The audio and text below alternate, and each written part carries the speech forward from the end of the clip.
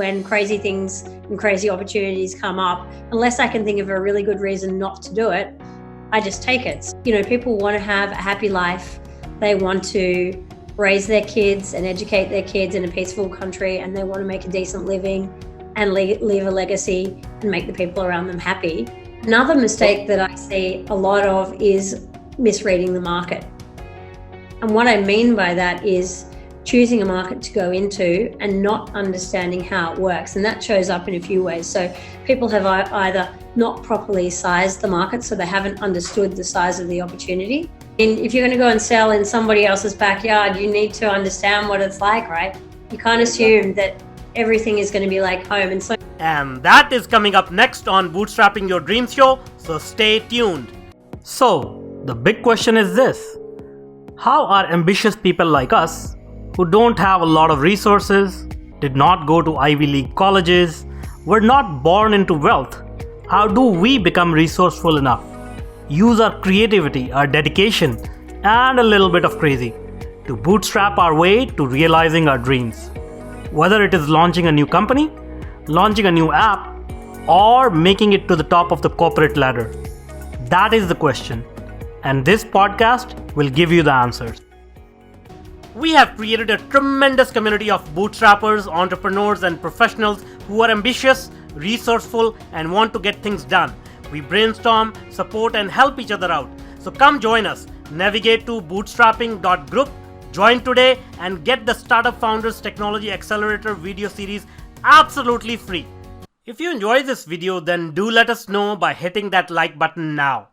Or if you want us to improve our content, then go ahead and hit that thumbs down button and give us your honest feedback in the comment section below.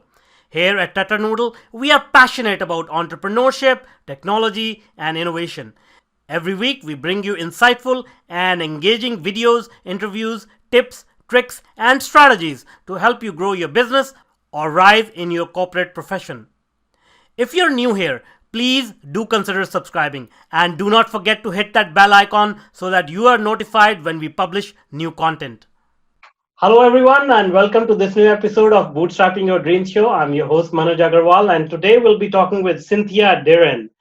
Cynthia is an amazing Australian entrepreneur. She's trade and business strategist, and she has an extensive knowledge about the world economy. She is the founder of the International Business Accelerator and author of Amazon's bestseller, Camels, Sheiks, and Billionaires. Very interesting title. It's a pleasure to have you, Cynthia. Welcome. Great to be on the show, Manuj. All right. So just so we get to know you better, can you tell us a little bit about your background, your story?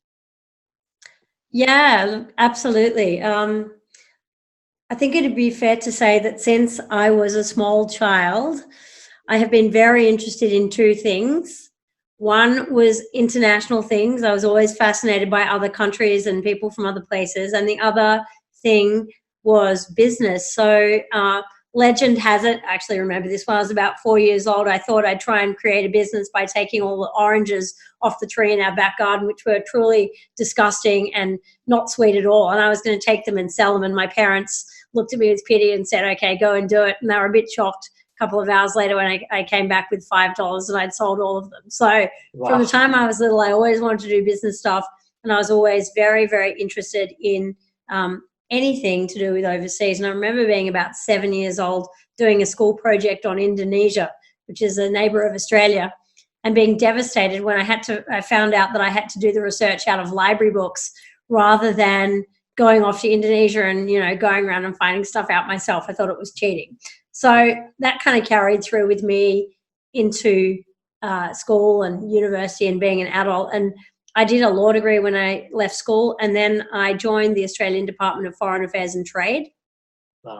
And I became a diplomat because that was sort of where I'd evolved to on the way, and something I really wanted to do. So I did that for about 5 years, and in that time, I got sent off to the Middle East to learn Arabic, which had never been part of my plan originally, but I do have this policy that when crazy things and crazy opportunities come up, unless I can think of a really good reason not to do it, I just take it. So I did take the opportunity and went off, learned Arabic, lived in Egypt, lived in the United Arab Emirates, and took a completely different path to the one that I thought I would take in the diplomatic corps, because my plan was to do either a French-speaking posting or a Japanese-speaking posting, because I had those two languages, but I didn't.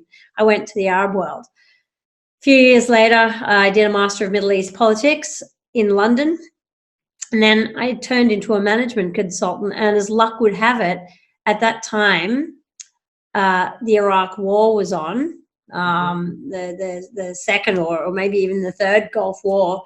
And because of my diplomatic background and because I spoke Arabic, I got picked up out of London as a consultant. And I was planning to spend 6 months working in Iraq as a consultant, helping the British government get the, parts of the economy back on its feet. And it turned into 4 years. And over that time, I worked with the British government. I worked with the US Department of Defense and with USAID on a series of projects to try and really piece the economy and the administration back together in Iraq. I mean, you might say it was a bit of a qualified success. It didn't all go entirely according to plan, as we can see looking back. But that was a really fascinating time and gave me some real insights into, the massive opportunities that are out there in the world. But after about 12 years away in all these different places around the world, the States, the Middle East, Europe, the UK, I was very, very homesick. And I thought, I've really got to go back to Australia. So I came back here and I ran a bilateral chamber of commerce and industry group, helping Australian companies to take their business to the Middle East. And again, I could see that while there were all these huge opportunities, there was a real gap in people's capacity to understand how to get an opportunity and then to execute on it in a way that wasn't going to tank their domestic business. And so in 2013, I actually started my own business helping companies go first into the Middle East. And then over time, we've actually broadened that out. And we now work with mid-sized companies and smaller companies to take their business international, to help them go global. Awesome. That's great. Well, you have a very unique perspective. And if I can just confirm, so you were in Iraq while the war was going on? I was there from September 2006 right through to March 2010. And it was a pretty wild ride, I have to say. Yeah, I can imagine. All right, so let's talk about your perspective, because a lot of people, especially in North America, people don't travel much and they don't know there's a whole world that exists outside of North America. So tell us a little bit about how your perspective has changed after living in all these different countries, understanding their cultures, understanding these economies. I think that's a really great question. When I first had the opportunity to go to the Middle East, I was kind of freaked out. I will be very honest about that, because when people used to ask me where I wanted to be posted, I had this quip that I would make. I had this joke and I would laugh and say, oh, I'll go anywhere except Papua New Guinea or the Middle East. Mm-hmm. And then I got asked to go there. So at the time, I really thought that I was well educated, well informed, reasonably well traveled. And I had my particular view of the world. Mm-hmm. What I learned over, 12 years of living internationally, I think, to put it in a nutshell, was probably to be more open-minded and to be willing to try and look at life from other people's points of view. You go to a new country, and a new culture which is often completely unknown. And if it's one like the Middle East, it's often quite intimidating, because the media puts out all these messages about what a scary place the Middle East is. And most people, I think, imagine that everybody in the Middle East jumps out of bed in the morning and grabs an AK-47 and runs off to war, or that every woman who wears the veil is oppressed. And you come up against all these stereotypes that you've encountered, and as you live there, you actually find out that the vast majority of them are not true. And that really, when it comes to people, although there are things that divide us in terms of our culture, there are many more things that actually bring us together, that join us. And when it comes down to it, most human beings want exactly the same thing. people want to have a happy life. They want to raise their kids and educate their kids in a peaceful country, and they want to make a decent living and leave a legacy and make the people around them happy. And that's a fairly common theme. And I think, living in all those different places and seeing so many different kinds of people really drove that home for me and really made it a reality, and really helped me to understand that I could have friends from anywhere in the world. Didn't matter what they looked like, didn't matter what they sounded like, it didn't matter what they believed. Even when there were things that were different or things that we didn't agree on, we could still be friends. We could still get along and love each other and do good things for each other that would make a difference. So I think that's mainly what it taught me. Exactly. No, I completely agree. I mean, traveling to different cultures, experiencing them is the best form of education. I think it opens up your mind. It opens up, all your misconceptions that you had from the media. They're all gone. And as you said, we are all humans. And so, even though I may not be as well traveled as you are, but I definitely think traveling around the world, experiencing different cultures is the best education you can get, right? If you let it change you. But you have to be open-minded enough to actually absorb what's coming at you and be willing to say, wow, I thought this, but now I realize it's not like this, it's like that. Yeah, that's true as well. Yeah, you have to be open-minded. All right, so now let's talk about the economy. Again, as the media feeds us the news, the economy is not doing well, and climate change is real for sure. So that's a separate story. But overall, the economy is going through a trade war and whatnot. And from your perspective, you have a global view, a much better view of the economy. What is actually going on under the covers? Is it getting better or is it getting worse? Oh, that's a huge question. I think we could be here all day on that. Look, it's complicated. I don't think there's really a one-size-fits-all answer, and it's going to be dependent country to country. So, I mean, if you want to take the trade war, for example, the US-China trade war is on one level quite destabilizing for the global economy as a whole, because wherever you've got uncertainty, people hold back from investing, people hold back on their plans. So it takes the momentum out. There's not as much spending. That starts to create a bit of a downward cycle. But if you look at it in terms of different countries, the picture is a little bit different. So, we're down here in Australia. Long term, the trade war is not very good for us, but short term, it has actually created some opportunities. So, wherever China and the States have blocked each other on certain products, it gives us an advantage because we can actually sell less expensively. So agriculture is one sector where at the moment that conflict is providing a short-term window of opportunity for us to do better than we otherwise would. And there are some people who say, well, let's actually not have a US-China free trade agreement because it's going to take opportunity away from Australia. In the context of that conflict, again, if you look at Vietnam is probably in some ways rubbing its hands because of the trade dispute, because a lot of manufacturers have picked up from China and moved their operations across to Vietnam, where for the moment they're not going to be touched by sanctions. So, some bits are going up while other bits are going down. I think it's probably not the most optimistic time in the world because of that conflict, because of the tension that's occurring at the moment, across the Middle East and between the States and Iran, and also, over in the UK with what's going on with Brexit. But by the same token, it's not the worst of times either. And I think you always have to keep geopolitics in mind as you are going about building a global business. But, depending on what you sell, people still have to eat. People still have to wear clothes. People still want to use software. People need to drive cars and own Rolexes and take holidays. So it's not as though everything grinds to a halt. And as you look at the risk, you kind of have to price it in to your plans. Very true. Very true. Now let's talk about entrepreneurship. So is the economy doing better for entrepreneurs, or is it getting worse? Because, obviously you're helping people go international, and international market is humongous as compared to any regional market. So how is that over the past few years? How is it progressing? Look, it's ups and downs, and I think, again, it's going to depend country to country what's happening. So if you look at Australia at the moment, we've had a kind of an uncertain year because politically we've had a federal election, we've had some elections in different states that stop people from spending. People do have a little bit of a question mark over, well, if we're going into the UK, should we go ahead or should we wait and see what happens with Brexit?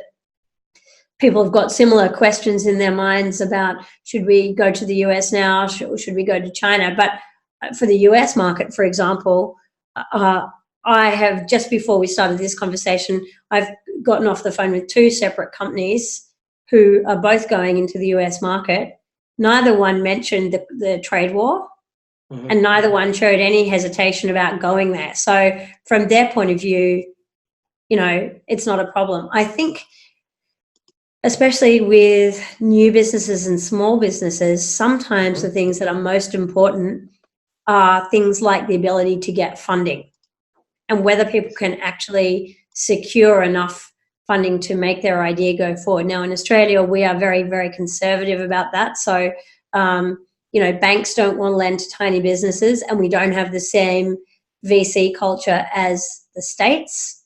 So one thing that you do see at the moment is you talk to people who want to go global is they say, I really want to do it, but can we actually fund that? And this is where the domestic economy can start to play into it, because if they can't cash flow it from their own revenue and the banks won't lend to them and they're struggling to find an angel or a VC investor, that's going to put a stop to their projects. I see. The impression that I get, as I look at Australian companies going to the States, as I said, is that they're not really hesitant about that. And it seems to me that, the trade war is creating some hesitancy in the US economy. But, over the last couple of years, we've seen that it's actually done pretty well. Yeah. And that, should give people confidence about their ability to go ahead and get their stuff out to other markets. Sure. All right. You must be working with a lot of entrepreneurs and maybe small business owners, startup founders. What are some of the challenges they face, typical challenges, apart from funding, to go into the international market? Look, I like to talk about mistakes that people make. I think that because these mistakes are often the things that create challenges. And I was going to ask about the mistakes next, but let's go there. Well, look, it's the mistakes that cause the challenges. So I might talk about a couple of the mistakes and then tell you what the impact of them is. Sure. To be honest, there are heaps that people can make, but let me just mention three. One that I say all the time that happens at the outset is something I call soft focus. And that is people starting on the Going Global project without a really clear understanding of why they are doing it personally and in terms of what it will mean for the company, without a really clear idea of what success looks like, and without some real goals and metrics defined in terms of hard numbers, and in terms of not being clear on really what they want to create. So people often start with a general idea. So you might have heard people say things like, the Chinese market is huge for our product. There are this many 100 million people who could buy what we sell. If we could just get 1% of it, that'd be awesome. I hear a lot of that kind of talk and a lot of that kind of thinking. That is a massive mistake that people make, because when you go in with fuzzy focus, soft focus, you don't know where you're going. It's like flying blind. You're trying this thing, you're trying that thing.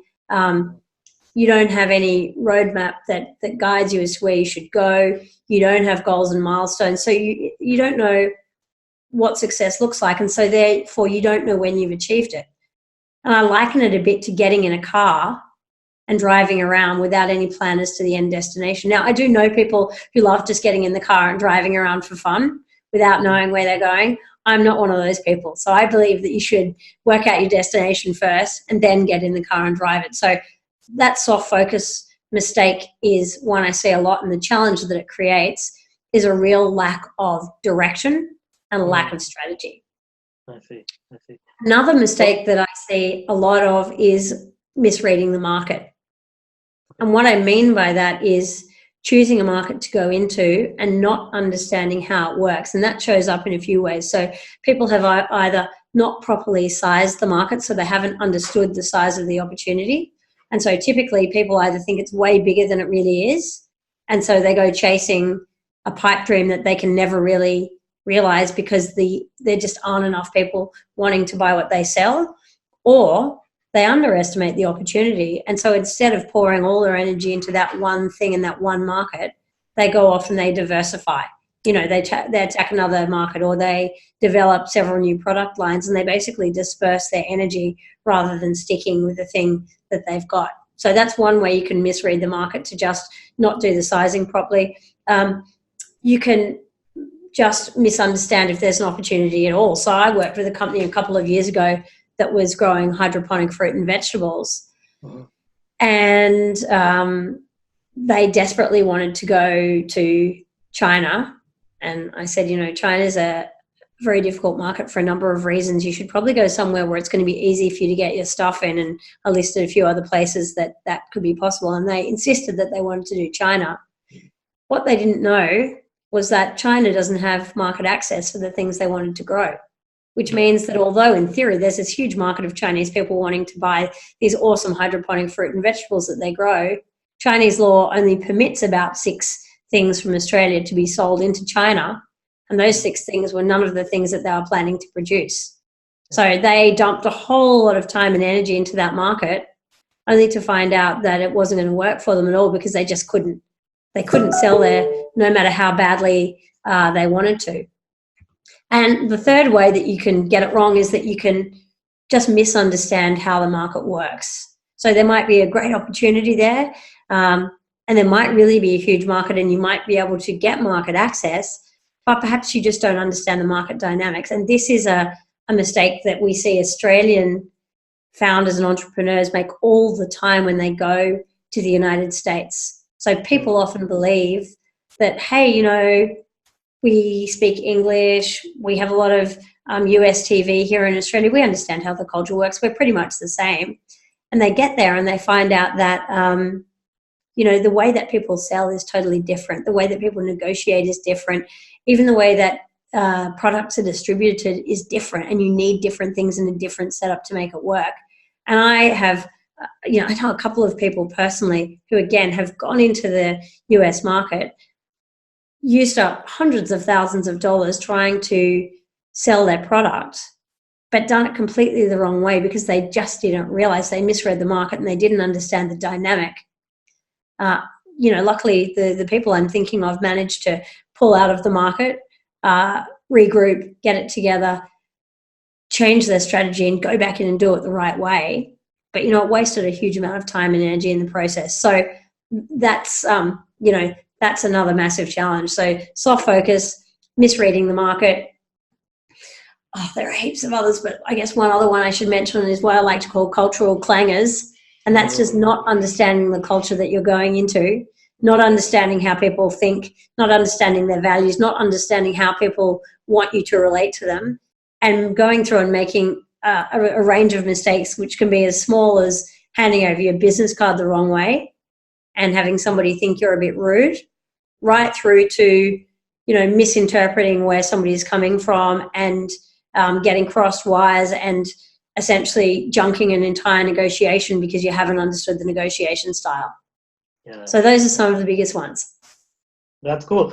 But I mean, there's a common thread I see in them. It's all about education. It's all about getting familiar with the other cultures and educating yourself about, you know, how they live in their country and how they conduct their business, right? Absolutely. Absolutely. I mean, if you're going to go and sell in somebody else's backyard, you need to understand what it's like, right? You can't assume that everything is going to be like home. And so many people just want to take whatever's worked at home and copy paste it elsewhere. And they think, well, it works here, of course it will work there. Sometimes it does, but most of the time it's not going to be 100% the same, and you are going to have to adjust things as you go. Yeah. All right. And now let's look at the other side of things. And maybe if you are open to it, maybe you can share some strategies that do work when you go to international markets, when you go to Middle East markets. Yeah, look, absolutely. One of the most important ones, I think, is, I just can't overstate this enough, you really need to do your research. You either need to do it yourself and commit to doing it, or you need to go and get somebody who understands how to do it and have them do it for you. A lot of people get excited about an idea. Mm-hmm. They jump on a plane, they go around, they create a whole lot of contacts, they get a whole lot of momentum going, and then they get home and there's really no strategy to follow it up. There's no plan. And they get sucked back into business as usual and it collapses in a heap. So I spoke to a company this morning who said that they had made 5 trips to the United States in the last year. Mm-hmm. They'd attended 3 trade shows. From one trade show that they went to, they got 115 leads. They set up a serviced office, and then they realized they didn't have anybody to follow those leads up with. They didn't have a salesperson on the ground. And so although that company might get there, because I think they're pretty determined, they've basically burned, I don't know exactly how much, but hundreds of thousands of dollars in cash. They've used up their time. They've used up their energy. They've probably spent an entire year that they didn't need to spend finding out how things worked by trial and error, when they could have saved themselves all that pain by actually doing the hard work and the unsexy work at the start. So, it's very cliched, but, if you don't, failing to plan is planning to fail, more or less. So you've got to do the planning and do the homework without getting stuck in analysis paralysis. You need to connect with people who understand the environment, and preferably people who've been there. So if you see an opportunity in a particular market, it really helps if you've got contacts and you can connect with those contacts and talk to them about how things are, and or to surround yourself with people who understand how international business works or who have done it, and or to get team members who understand the international process, the international space, and get those people around you. So instead of trying to go it alone, draw on people. Don't be too smart and too proud to refuse to accept advice from anybody else. If you really don't know the environment, you need to say, I don't know what I don't know, and I'm going to go out and get some help. Yeah. Wow. That is true. Like, even if it's a domestic business, finding people who know what they're doing, and you cannot have all the skills, right? You do not have all the information. So finding the right mentors, right people who have the knowledge is always useful. That's right. But I think in this space, although international business has been going on for a long time and international trade's been happening for a long time, it's quite recent that smaller businesses can actually work internationally, especially in the services space. So services businesses can now sell internationally in ways that they couldn't even 5 or 10 years ago. And that's fantastic because it's opened up a bunch of opportunity. But there is this big black hole that I mentioned at the start of our conversation, where people actually don't know how to do international business, and many people don't even realize that there is a better way to do it. I see. So what are these opportunities? Can you share it with us? Like, how has it changed over the last 10 years? Okay. I hate the word disruption, but I'm going to use it anyway. So technology has really done a lot to disrupt traditional business. And if you want an example of that, you just have to look at how things have changed. The things that we can do today that we couldn't do even a few years ago. So a few years ago, you and I couldn't have gotten on this show and talked to each other from other sides of the world and then had it distributed across the globe. That just was not possible. A few years ago, it wasn't possible for me to work with clients in Australia and all around the world using video conference. That was not an option that was available. I couldn't go and rent my apartment out on Airbnb to a complete stranger, in about 5 or 10 minutes. So, as you look at what technology has done, it has really shrunk the world, and that's opened up access to many more people. Now, along with that, we've got a thing called global value chains. Once upon a time, it was customary for all parts of a product to be manufactured in the same place. So if you had a car that was made in Detroit, all of the bits of that car were made and lovingly put together in Detroit. Mm-hmm. These days, even though, you've got some parts of the US administration that are not so keen on it and are trying to do stuff to kind of adjust that process a little, the norm is that when you create a product, you're going to source inputs from all over the world. And so your product is going to contain parts from 4 or 5 different countries that come together and then might be assembled in a 6th place. And this is even the case for services. So there are lots of services companies now that supply their customers in a particular country, but they're getting their inputs in their back office from other places. So maybe there's a US company that's supplying, some kind of customer care to people in different states in the States. And, half of its staff is actually in the Philippines and India. So even in services, you've got these global value chains happening. That by itself has just created opportunities for intra-industry and international trade, because people are supplying services across borders. Yeah. The third thing that's creating these opportunities is the rise of the middle classes across the world, particularly in Asia, and most specifically in China and India, where you've got a couple of billion people in those 2 markets. And so the result has been, when you add those together and you look at other developing economies in Asia, the Middle East and Latin America, you've got 3 to 4 billion new consumers. So in short, there are a lot more people to sell to than there were 20 years ago. And so those are 3 mega trends that are really creating a huge amount of opportunity in the global space for players of all sizes. I mean, I know for a fact that there are micro businesses in Australia. There are people who make soy candles on their kitchen table at the weekend as a side hustle. Those guys are selling these soy candles all around the world.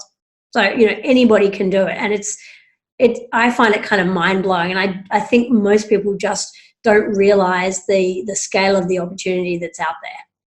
Yeah, that's true. Now let's be a devil's advocate and talk about also the additional risks in international trade. So you have to worry about more regulations, more paperwork, sanctions which have been applied on some countries. So how do you navigate these complexities? Look, again, I think unless you've got a lot of time to sink into going through and ticking every box and doing all that due diligence yourself, it's a great idea to get help from people who've done it and to get people who specialize in those particular markets. One of the things I see people getting wrong all the time is foreign exchange. So, for example, I don't advise on foreign exchange, but I always ask people about what foreign exchange arrangements they've got in place. And most people give me a blank look because I haven't done anything. But exposure to currency volatility is one of the huge risks for small companies. And it can wipe out profit for sure, and it can even cause some pretty significant damage to a company if they signed a contract for a foreign currency payment at a certain point in time and they got paid 5 months later, and that 5 months their own currency has decreased in price, or the other way around. So that's a massive risk that you need help with. Yeah, that's true. All right. So this has been a very interesting conversation. I've been fascinated with international trade myself, and obviously I have lived across the world in a few countries. So it has been very interesting to learn about this. So thanks a lot for coming onto the show and sharing your knowledge about this massive opportunity. Now, before I let you go, can you tell us how people can reach out to you?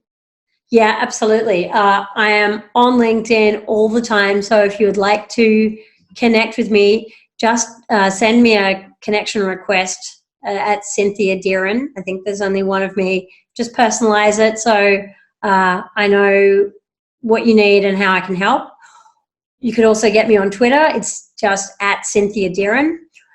Or you could visit our website, which is Dearin, Dearin, Associates, ASSOCIATES.com.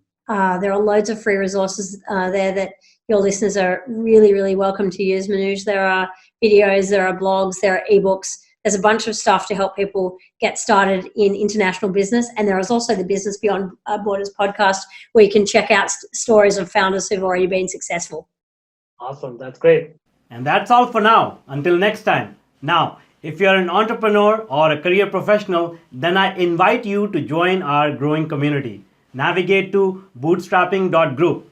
As a welcome bonus, you will get the Startup Founders Technology Accelerator video series and Mastering Your Inner Game video series absolutely free. This series of short videos address some core issues which are instrumental in helping you move forward in your business or career.